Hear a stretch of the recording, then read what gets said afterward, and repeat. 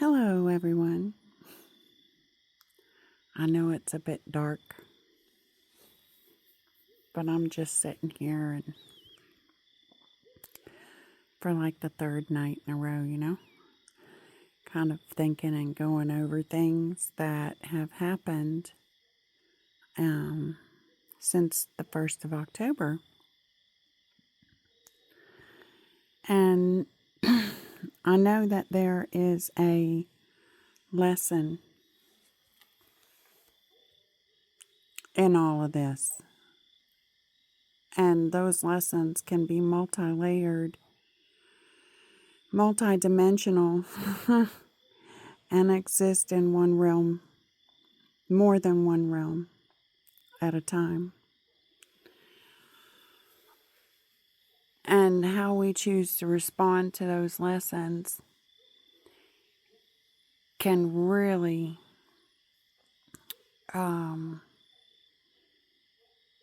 change, alter, determine, transform our lives, you know? And thinking about how everything begins within, that that is where we first see and how things begin to manifest in the spiritual realm when we allow it to, when we allow ourselves that quiet stillness, and how that trickles down to the mental, the emotional, the physical realms, or trickles in or out, whichever way you want to call it. And what began this conversation is that my little Bagheera, my little black cat, my little black panther, he was attacked by a coyote. And just like anything in this life, spirit animals can have a light side, they can have a shadow side, whichever way you want to look at it, And Mother Nature, this is how she speaks to us. It's like these things come into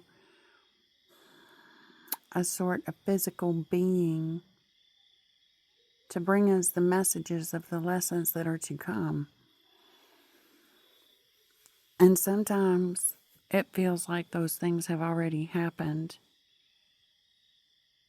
Because in a lot of ways they already have. They've happened within us.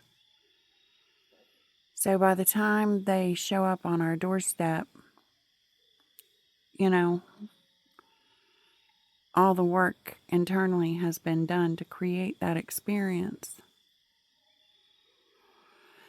And this coyote,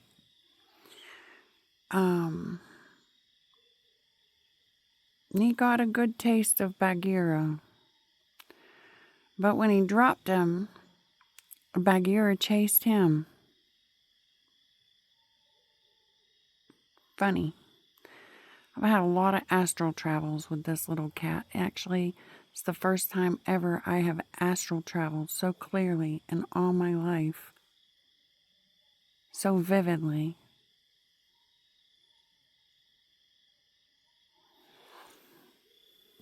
So, Bagheera got in a fight with a coyote who came here to kill, to steal, to destroy what has been divinely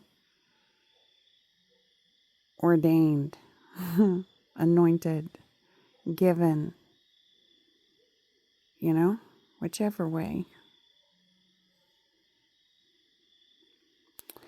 And, I'm not a fool. I live in the country. I live on top of a mountain with a bunch of ranches, farms, chicken houses, country, real country. So there are going to be predators. It's just, there are going to be predators. And you got to be smart about what you let out in your yard, you know? And that's why I have cats, because cats keep away a lot of those rodents that draw the bigger varmints that draw the coyotes. So my cats have been doing their job very well until a coyote got a taste for cats, and it found itself in my yard with my cat.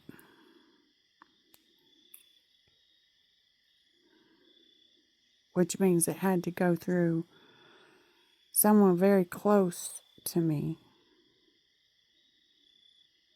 to get here.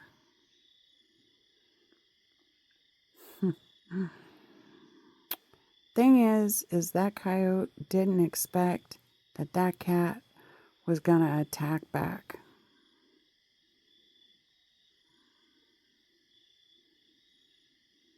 And it didn't expect that the cat that it got a taste of was just a freaking kitten.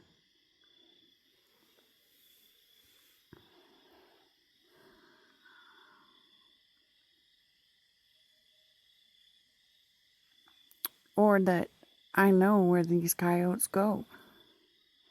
I know where their tracks are. I'm not stupid. I know my land. They've been doing this for since we've been here, 3 years. Let's count it that way. And I have not lifted one firearm until now. And that's because Mr. Bagheera and Miss Sybil had a conversation with Mother Nature about some of her children, the wild ones, the ones that don't care about boundaries, the ones that had a lust, right? A thirst for what was not theirs.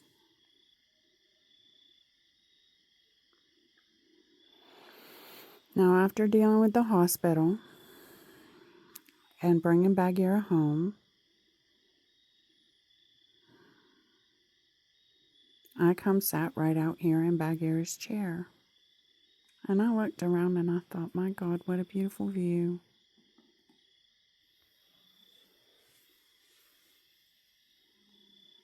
What a beautiful view.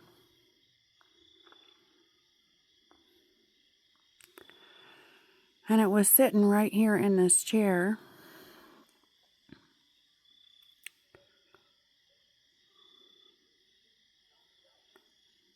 that what appears to me as white deer and coyote in the night, for some reason, always have appeared to me as white. I see them. I just do. I didn't realize that wasn't quote unquote normal, but whatever. Doesn't have to be. That's how I see them. And 4 white coyotes come walking up.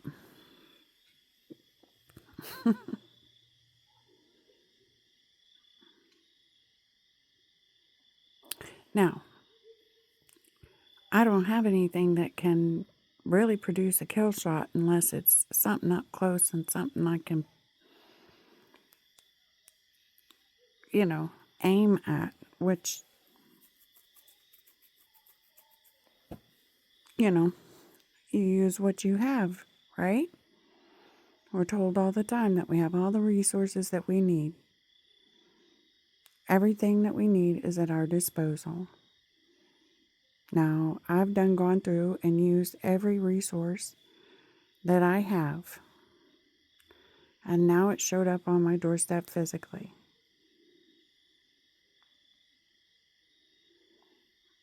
So, I know I shot 2 of them. I know I shot one of them twice.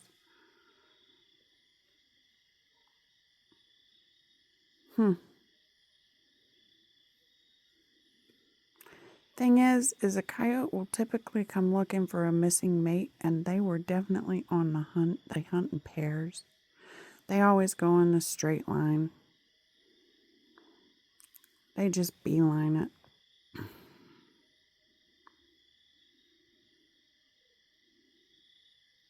They plotted their course. They made their path. Over 3 years. All thinking I was none the wiser.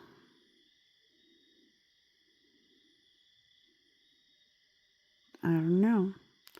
Just seems fitting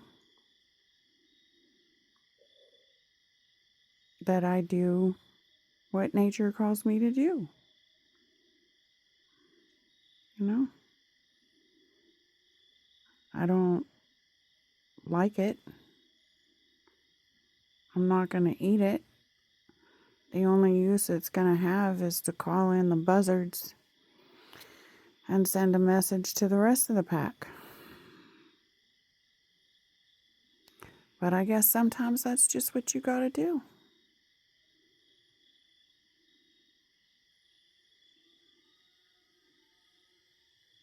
I don't know.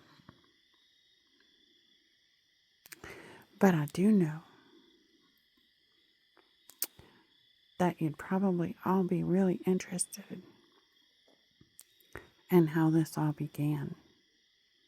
Because it began way before Bagheera and that wild beast. Perfect season, huh? Halloween. I love you guys. Bagheera's going to be okay. He goes into surgery Friday. And then we go back for another follow-up Monday. But the most difficult part, I feel, is over.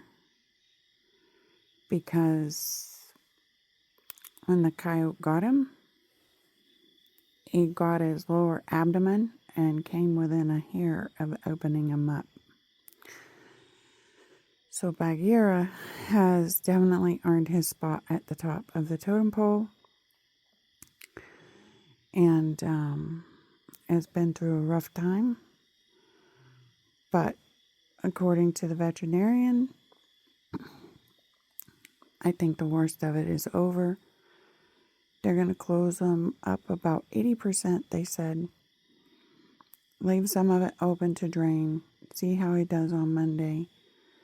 But we should be able to take the cone off of his head, and he should be able to be allowed to walk around outside of his kennel. So I think hopefully, if not Friday afternoon, maybe Saturday is going to be a happy day for Bagheera. And we're all looking forward to that for him here. So, this Sunday we'll have a Zoom, but I really feel led to talk about the ceremony that was part of all of this, to use it as an example of the power that you have that is within you, and hopefully some understanding as to why you will see things manifest in the way that you do when calling in that light, when being that light, when anchoring that light in your life. It's really interesting. Feel like it's a shamanic type of journey. And so I'll be looking forward to meeting up with you guys, seeing how you're doing, what your October has been like, and seeing if, I don't know, we can maybe make some more, I don't know, sense, or bring some more enlightenment to things going on. Because it's, I know, much bigger than this little 5-acre plot of land So, I love you guys. I miss you. I hope you're all doing well. Um, really excited for the times that are coming. I know it sounds strange, but I don't know.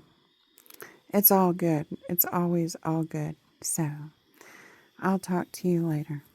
Peace.